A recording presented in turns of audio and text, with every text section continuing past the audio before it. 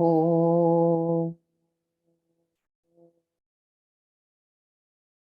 Om Sahana Bhavatu Sahano Punattu Saha Viryam Karavavahe Tejasvinavaditamastu ma Vidvishavahe. Om Shanti Shanti Shanti.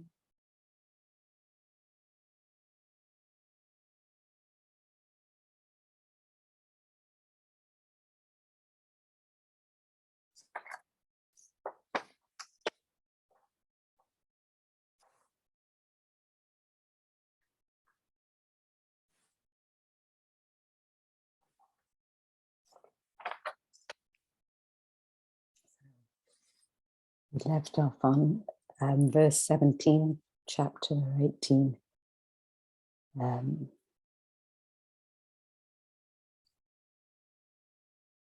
So we were originally on 16. He was saying the poor intellect, person with an underdeveloped intellect, sees the self as doing everything. And if you're not, if you're exposed to something bigger, you feel that that self, that God is doing everything. If you're not exposed to it and somebody puts forward this idea that there's something bigger, if you're not exposed to a certain sort of knowledge, then you also feel that there is no greater thing. You are the architect of everything, so that in an egotistical sense. So you're the only doer, in fact. There's no underlying value. So you could be a person who believes blindly that everything happens from some unknown power, or you could be the opposite, where you don't believe anything, there's no bigger power. So it's sort of almost a contradiction in terms. The person who's thinking gets a suspicion that there's more to just my actions. There seems to be a whole plan, a scheme of things going on. Yet I'm responsible for my actions.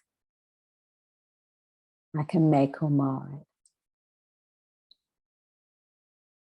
When you develop yourself spiritually, you're freeing yourself from that egocentric notion,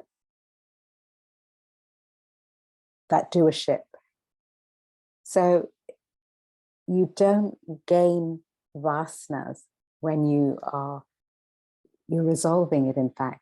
So even in something which outwardly seems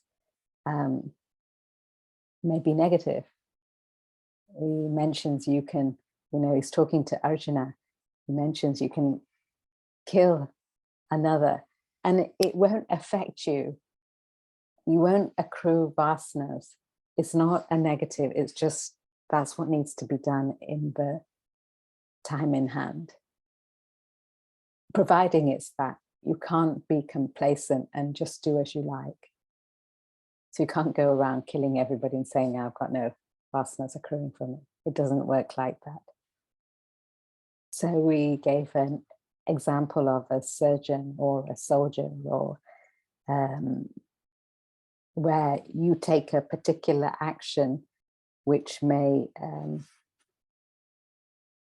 for one group of people, may not enable them, but for the whole bigger scheme, it enables that and the others can come in.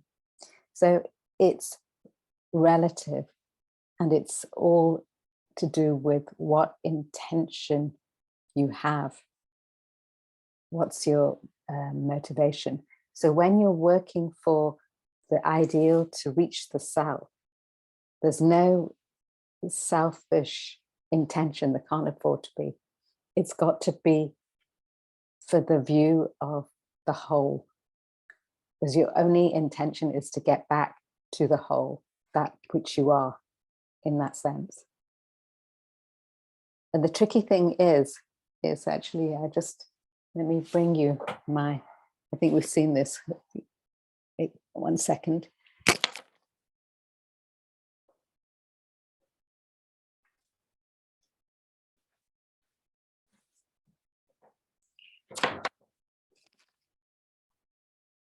The tricky thing is that we don't see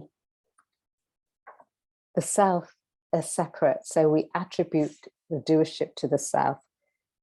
As if you see this piece of paper card, we don't see, what does anybody see here? Yeah. Blue reflective sheet. Blue reflective sheet. So we attribute everything to that reflective sheet, but we don't see there's different layers. Can you everyone see that?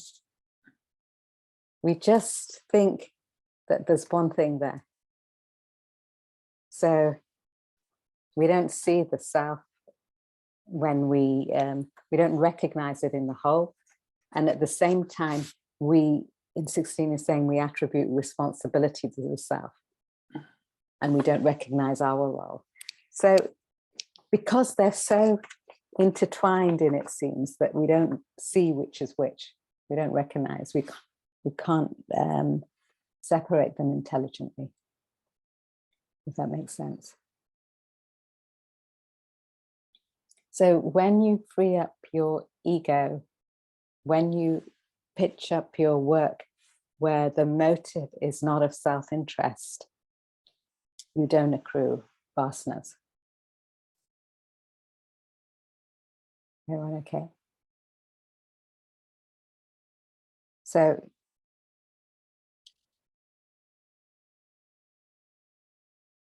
we attribute all our activities to the self when you've got a poor intellect. Attributing actually is, we feel that the self is doing everything. Attributing all our activities is not the right way to put it. We feel the self is doing everything, but that's just the catalyst. The other side of it is that we don't acknowledge the self as the underlying catalyst. We feel egotistically that we're doing everything. So it's neither nor. We have a responsibility to our activities, and there's a catalyst backing those responsibilities, enabling us to do it. So it's just how you view it.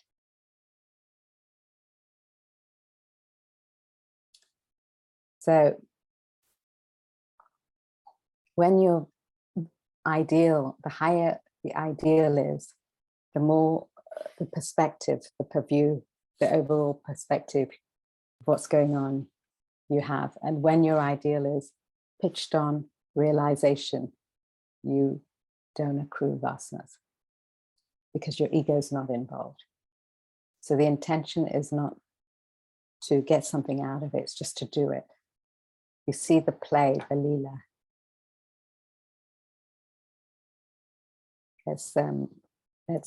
We read the commentary of 17, but let's chant the verse.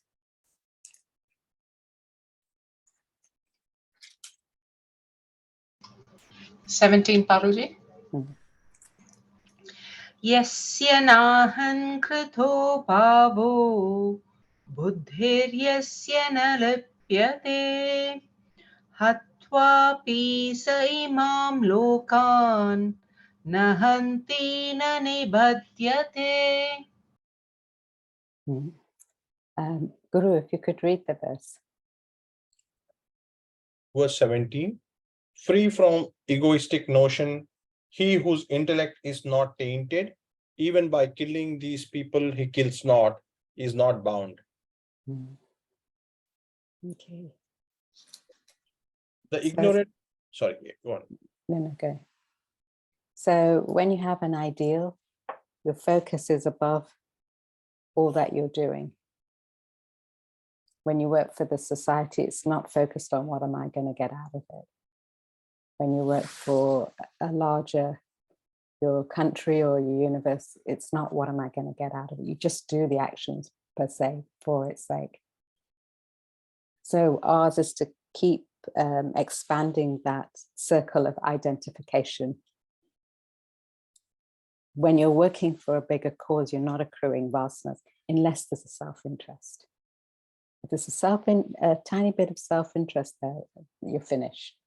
You just, doesn't matter if it's a good cause, you're collecting vasanas. So it's to slowly build up your value system so you can enable yourself not to be focused on what am I going to get out of it.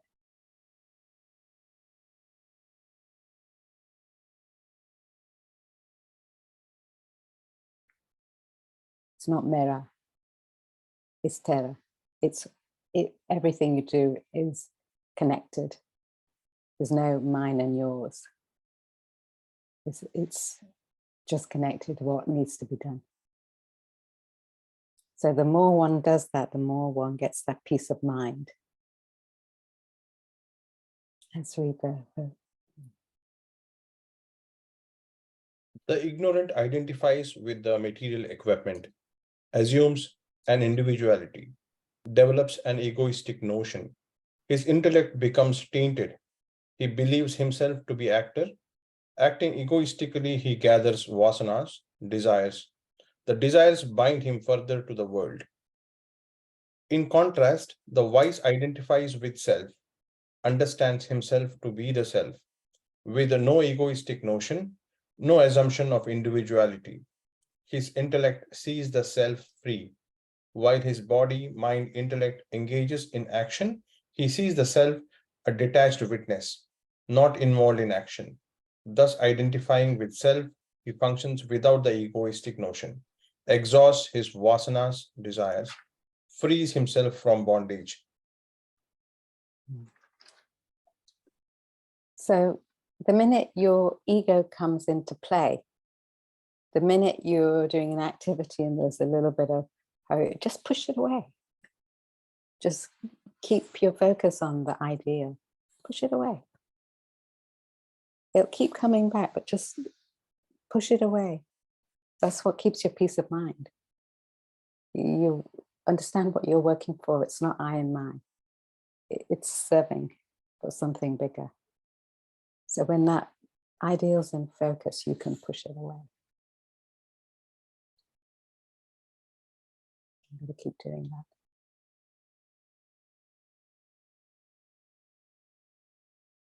You're not bound then. Something good happens, something bad happens, it happens, doesn't happen. You're not bound, but you do your 100%. You can't afford to be complacent.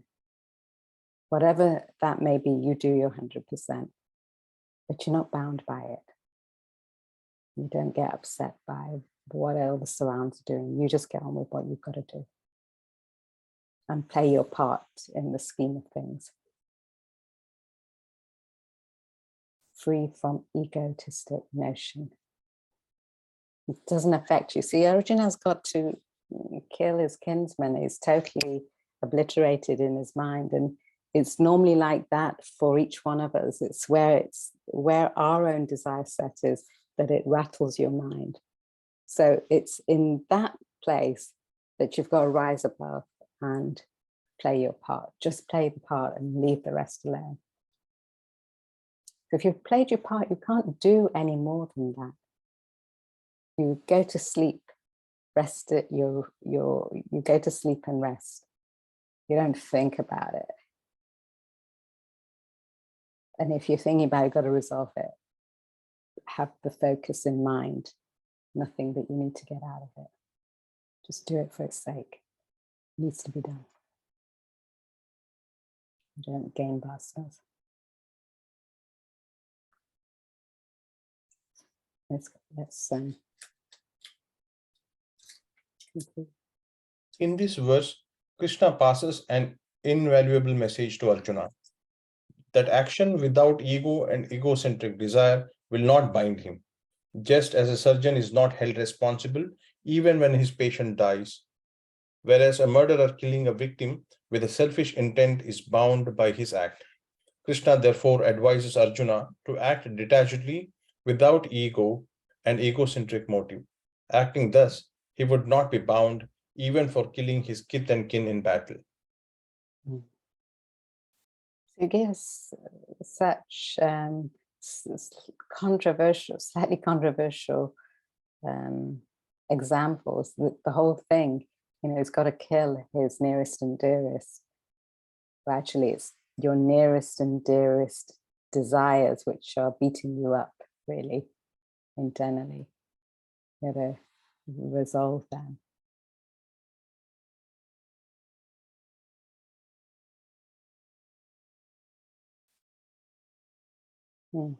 Tim.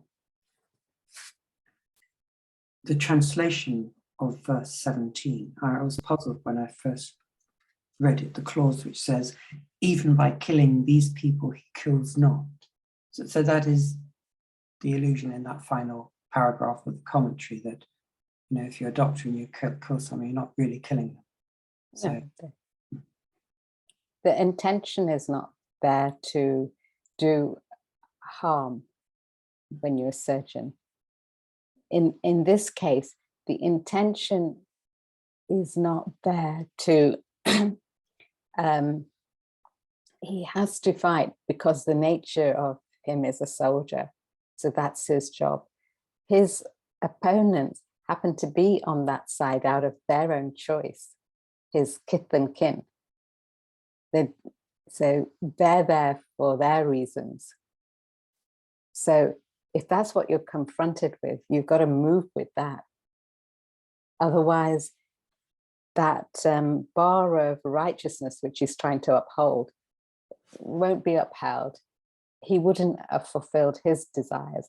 See, we think by doing what we seemingly think is good,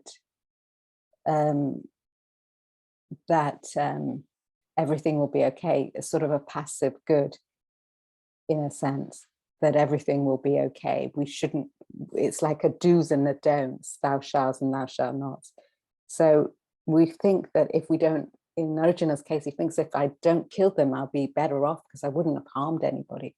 But he's not looking at the bigger picture of it, that if he doesn't deal with his people on the other side, then the whole scheme of things will collapse into a lower value.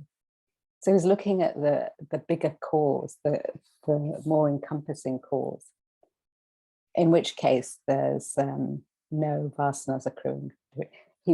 He will be more agitated not doing it than executing the action that he has to do. So that's the idea. You're focusing on a bigger cause, but you can't get away with it. It has to be assessed acutely.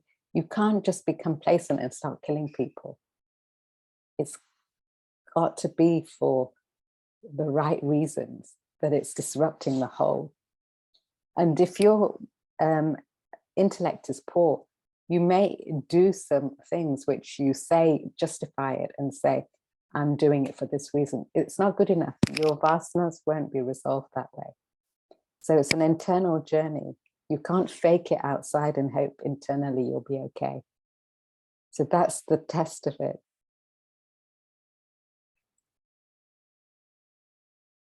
It also causes one to look at things all-encompassing, not individually, not with ego. So the more one refines oneself, the clarity of what's what comes into play. The difference between what's tamasic, what's rajasic, what's sattvic. This is not bound.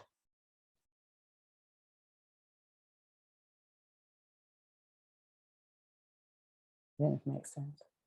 I don't know, I'm thinking, here he mentions a surgeon. You can think of a soldier, and that's another sort of way of looking at it. The fact that he mentions killing in that sense. Everything is in the cycle of the planet is birth and death anyway. So ours is damage limitation. You don't have to intervene in something which isn't needing it. But if something is being destructive for the whole, then you can start to deal with it, because your cause and effects put you there, their cause and effects put them there. It's all connected up. Arjuna's the warrior. He's got a certain cause and effect to pursue. His kith and kin on the other side have already done their actions to bring them to that status. There's a battle here going on. This is our desires, negative, positive tendencies within. Does it make sense? Not bound. So he puts it, even killing these people, he's not going to be bound. So he's saying, actually, it's an encouragement. Get on with it, Arjuna. Get on with what you have to do. You continue with your journey. The other people have to look after their journey, their rights and wrongs, their actions, so that they don't accrue a vasanas. Then it's harmonious. Vasanas are that which veil you, don't allow you to see your truth. So your job is to just let them be, keep shedding them, desires.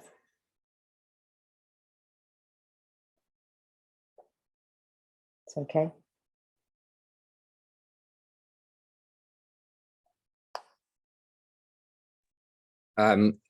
My question is more general, directed towards both Parul and Tim.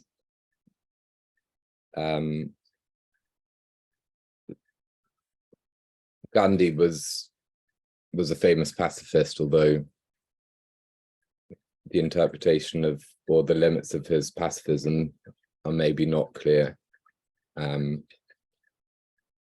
Tim and I, in a way, are members of a religious group who explicitly reject violence as a means to resolve disputes. So maybe Tim could start off by saying whether this instruction allows some flexibility in his perspective, or if he remains, or maybe Tim's own personal position is not quite as strict as Quakers in general. But I wondered, Tim, if reading the Gita, and especially particularly this verse, allows some flexibility, and if other people have views on Gandhi's position and how influential the Gita was on Gandhi's thinking in general.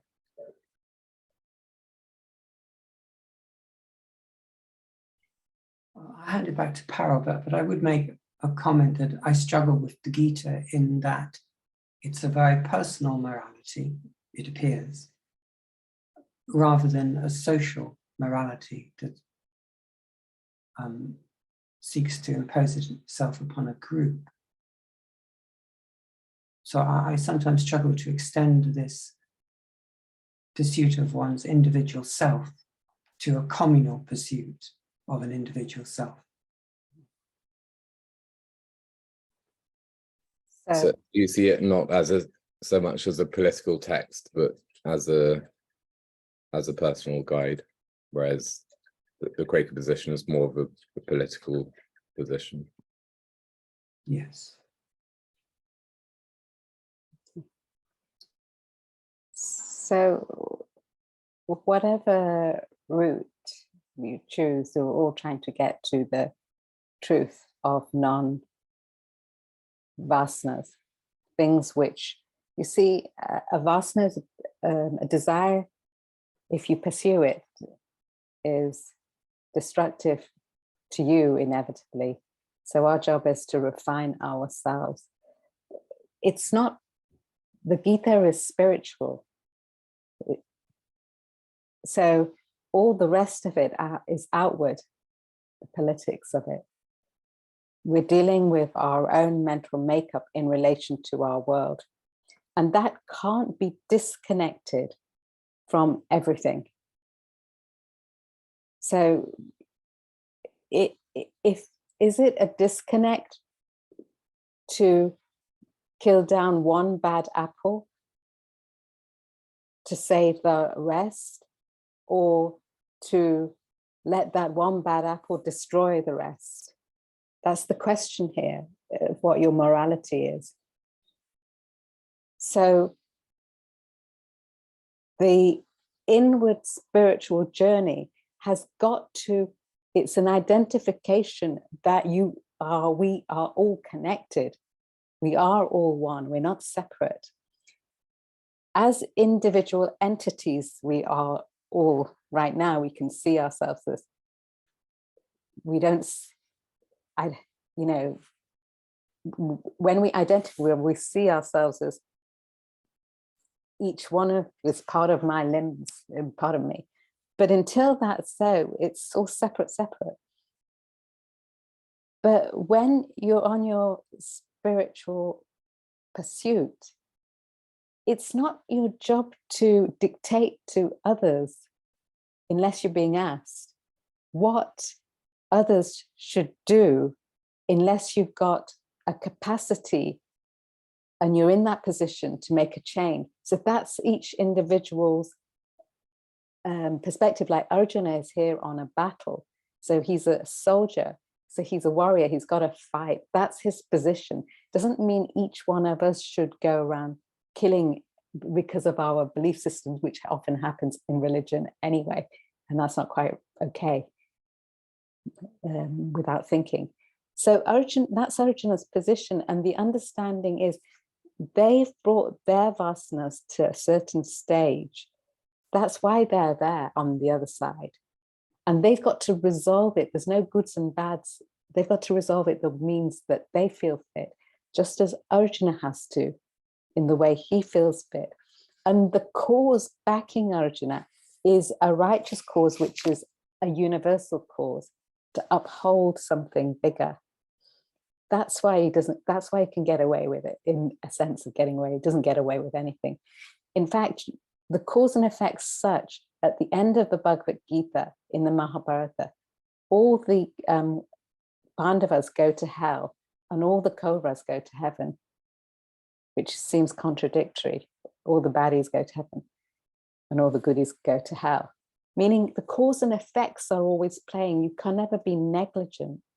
So coming back to the position of perhaps, I don't know enough to make comment, but when you're trying to resolve a social injustice, it shouldn't be that we should be ever complacent of what's going on outside of us, in a sense.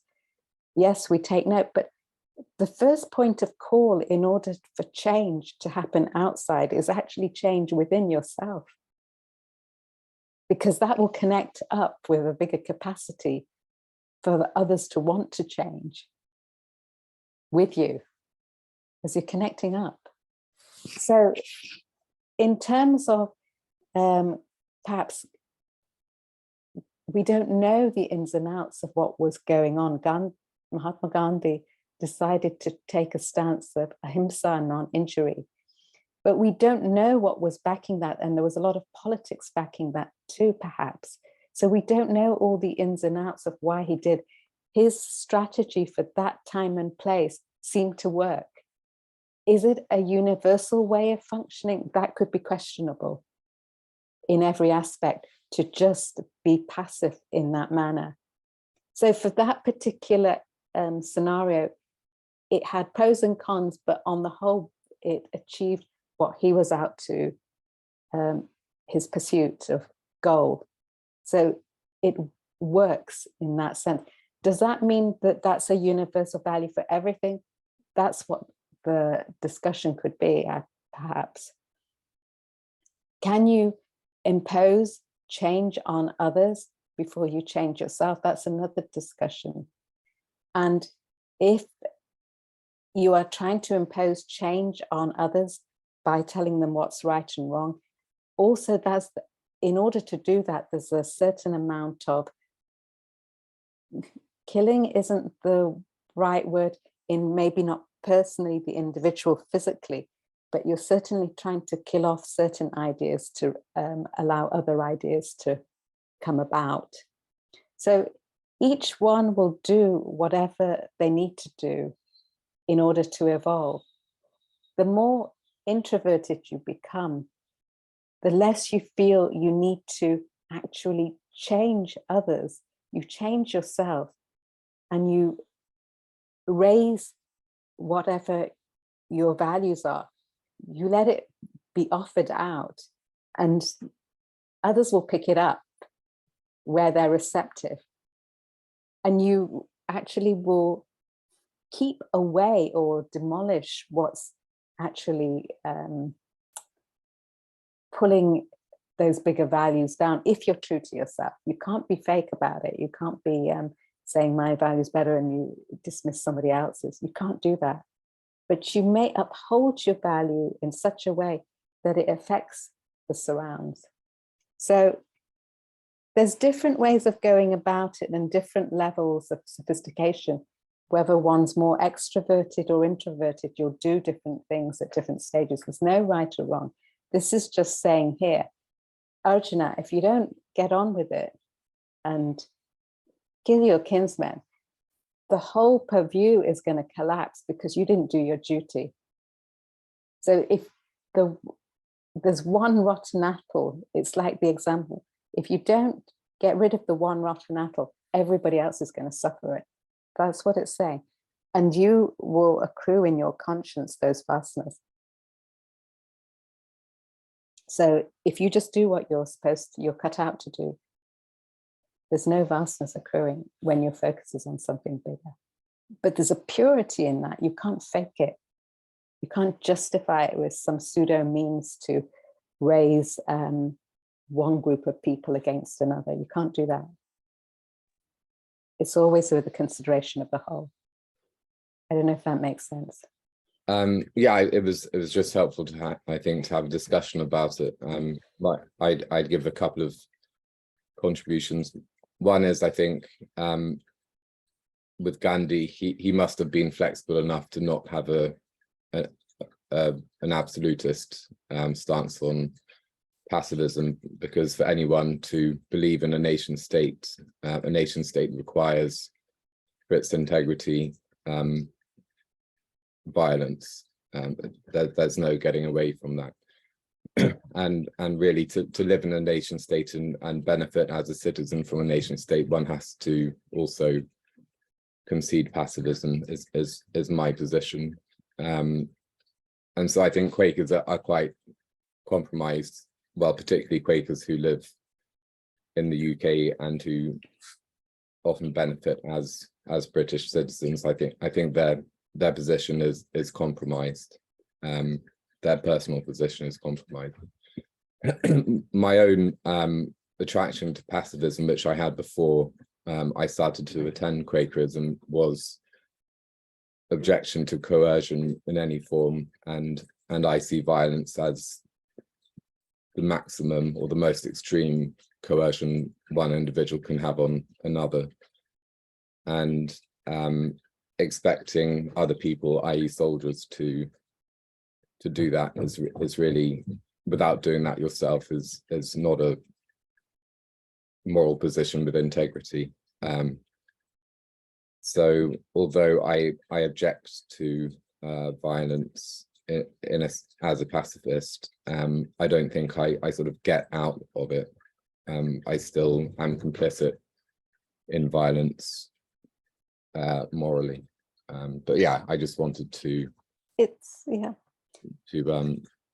discuss that, as it's an important flip. I mean, the Arjuna on the battlefield fulfilling his role is a conflict which pacifists struggle with.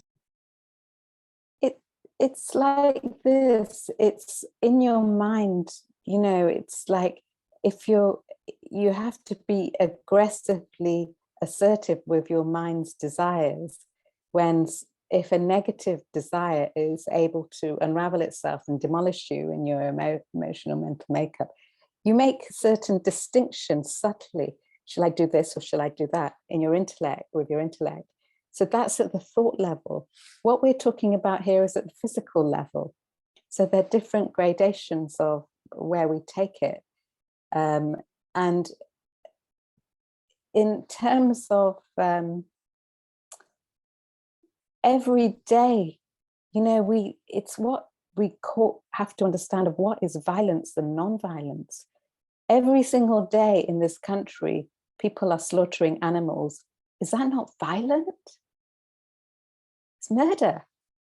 But to a person who likes to eat whatever they want to eat, they don't think it's murder, they just think it's okay. So it depends on what you attribute to as violence. It seems like, you know, it's an awareness of truth, whether it's an assertion or non-assertion. So remember this, the Bhagavad Gita, this battle only came about after such negotiations verbally that there was no other choice. That Krishna himself gave the choice of who you know, he was going to decide which side to play on. He gave for the Kauravas and the Pandavas the choice, Duryodhana and Arjuna the choice. Who do you want? Do you want the army or do you want me? Arjuna chose Krishna, symbolic of the south. Duryodhana chose all the armies, symbolic of desires. So it's all relative, and it's an awareness of how you use your perception, how you use your emotion, how you use your thoughts, how you use your actions. Action being the grossest one, and what the society sees. We measure our moral code on what others think, rather than really that conscience of what we ought to do. And that's when you're brave, that awareness.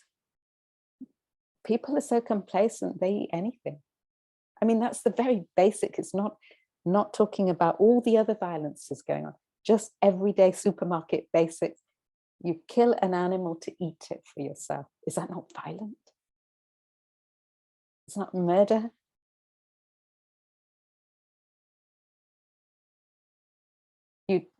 There's so many examples like this, but this is what we do every day. So we have to think, what is violence? What is causing our cause and effects to have things happen? It's all cause and effect. Tim, it's good to have the discussion. I was just going to mention just a few words about the Quakers, which many people in this room may not be familiar with. They were a religious group that arose in the English Civil War and are most commonly identified with non-violence or pacifism. But they have no set of rules, no creed. It is a vehicle for pursuing your own self. So, for example, Quakers in the First World War, many of them were absolute pacifists and were imprisoned for their refusal to fight. Yet those same individuals in the Second World War decided to fight. So it is very much your own interpretation and pursuit of the self, rather than a creed that imposes absolute rigid rules. Thank you. So it also, one thing is contextual. What are your circumstances? What is the scenario?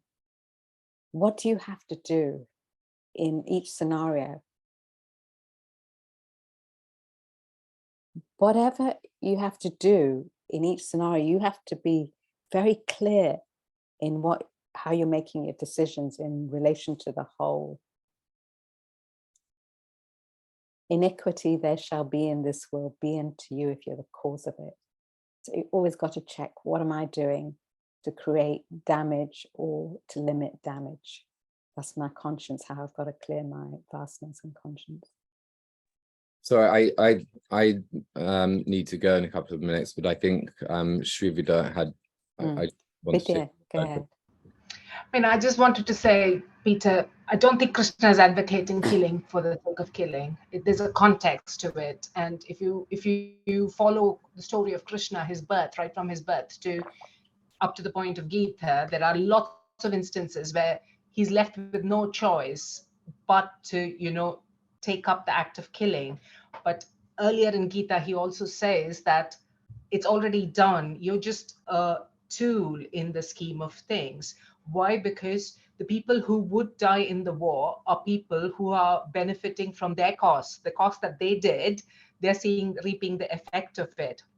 So we are just mere mortals who are trying to be the enabler of such cause and effect. So if you see some of the people who are lined up in the opposition side of Arjuna are people like Drona, who's Arjuna's teacher. He's the most exalted version of, righteousness and goodness, and his own his grandfather, who's Bhishma.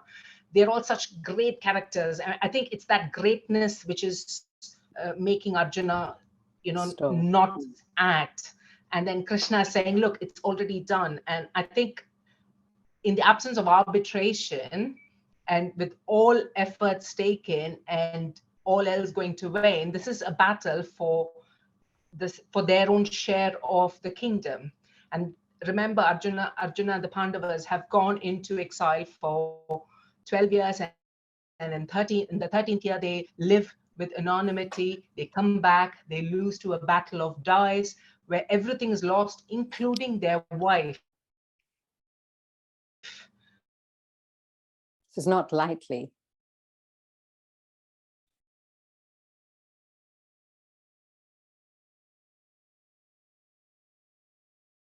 Can everybody hear me? Yes, we can hear you, Carl, but I think Vidya's. yeah, videos. Yeah. The thing. Sorry, I think you've got to go. But the thing is, it's none of it's lightly. None of it's taken lightly. So good. So none of it's taken lightly. It's all with great consideration. But it's put such a thing to say. The fact that we're having this discussion, we're thinking, my gosh, how can you include that killing? But it's actually only killing of the physical body, and it's already done. You remember chapter 2, verse 11, the wise grieve neither for the living nor the dead. It's done. Births and deaths will come. You've sowed your seeds of whatever it is, you'll reap, good or bad. Nobody else is coming to do it on you. It's you're the architect of that, fortune or misfortune. Done. So whatever you have, each one of us has to do, we better get on with it. So even killing, if you've got to get out of that rut of your vasanas, you've got to do what you've got to do to raise the bar of consciousness. All cause and effect. So raising the bar keeps you far away from unnecessarily getting into activities which will spiral you down. And you can execute activities which are necessary. So it's all contextual. Also in the circumstance, you can't just go around flippantly doing things. There's got to be a reasoning, a judgment, an assessment on each activity. But he says even that you can do and you won't be bound. On what basis we have to question that can be said, which we were beginning to discuss, which is good.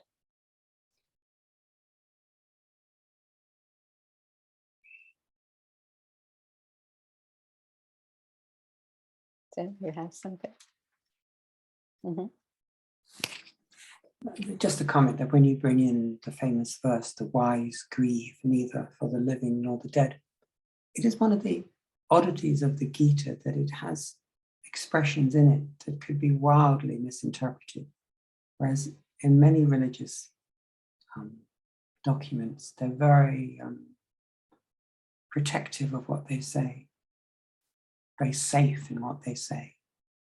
So it's not, it's the Gita, the Upanishads, it's not that there's so many verses, there's 700 verses to give the picture of each activity. And in that context, it's speaking not to, you see, many other paths, or where you might place it as religion, there's different levels for different levels of thinkers. So when you have the very clear-cut commandments, don't do that, don't do that, it's not for the thinker, it's for the person who's not thinking, who needs to be told.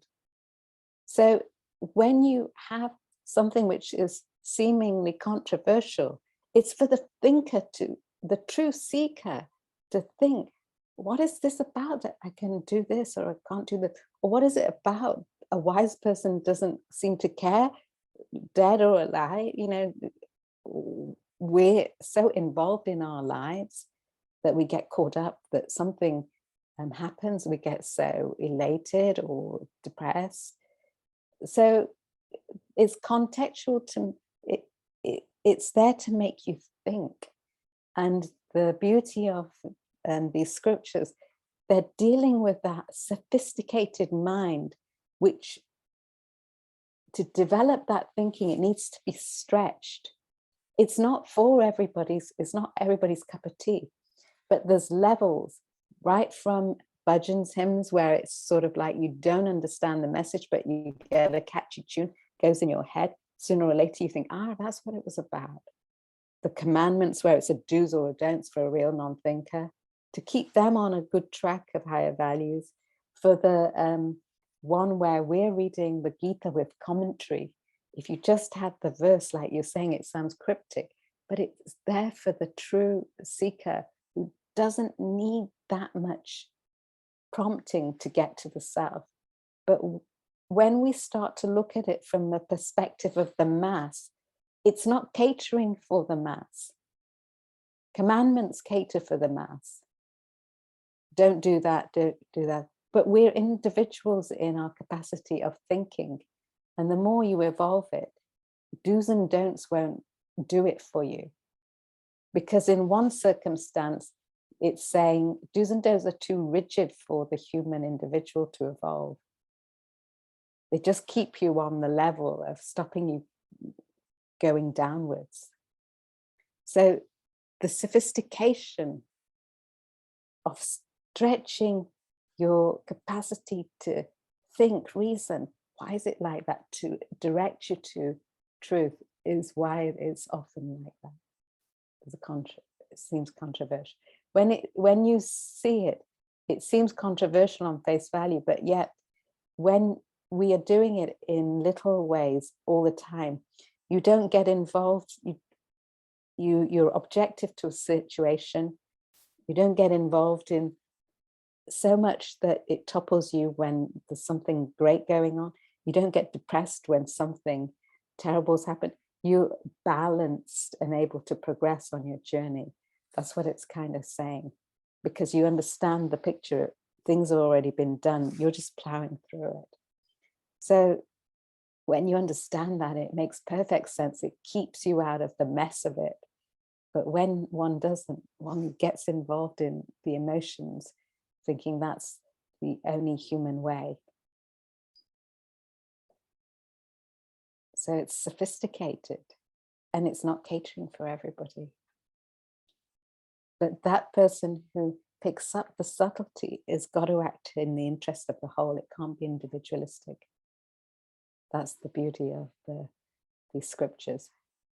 They're not in any way, the journey is single, but the impact is universal, because everybody, you and I, are one and the same. That's what it's always saying. That's the sophistication of it.